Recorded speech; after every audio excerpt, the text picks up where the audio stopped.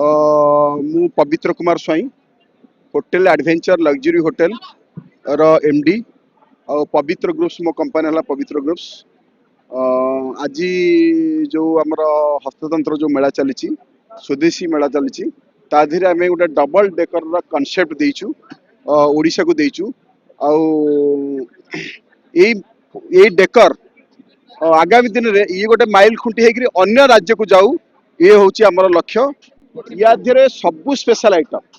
आपण इंडियन ठू आरंभ करी साउथ इंडियन ठू आरंभ करी आपण बेकरी ठू आरंभ करी सबू एठी मिलिबो आपन आज सब मिलिबो।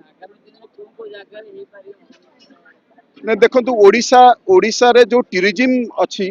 ये गोटे एक्चुअली माइल खुंडी हमको भगवान के गोटे आशीर्वाद टूरिज्म पई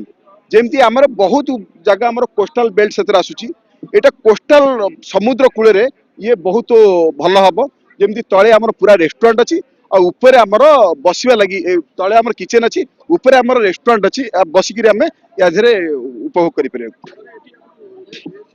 हां नॉन वेज वेज सब मिलबा एठी आपण समस्त भाबुथे जे डबल डेकर बहुत कॉस्टली थिबो एठी बहुत हाई प्राइस थिबो किंतु समस्त एफोर्ड कला भले प्राइस हम रखिछु बहुत सस्ता रखिछु पूरा तार माने उपभोग करि परिबे।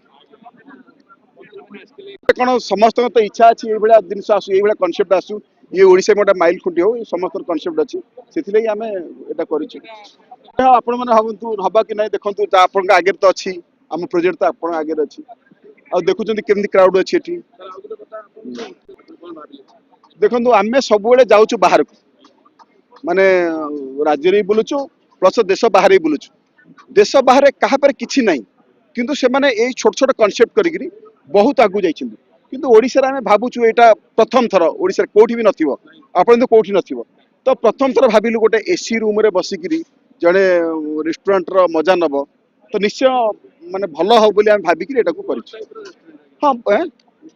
बस बस भीतर एसी भी अच्छी आदरे आपण उपभोग करि परिबे बोले। आज ये जो डबल डेकर बस गोटे नुआ कॉन्सेप्ट ये एंटरप्रेन्योरशिप जगत रे गोटे नुआ कॉन्सेप्ट आम होटेल एंड टूरिज्म सेक्टर रे जो आर क्रेज ये मुवेबल आउ इथिरे ऊपरे 25-30 जन बसी पारिबे तांकर तले तार रोषे प्रिपेयर हो पार ऊपरे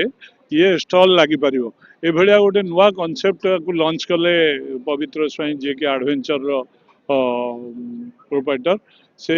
आर कॉन्सेप्टटा होची एंटरप्रेन्योर मान को भी ए दिगरे एनकरेज करेवा टूरिज्म एंड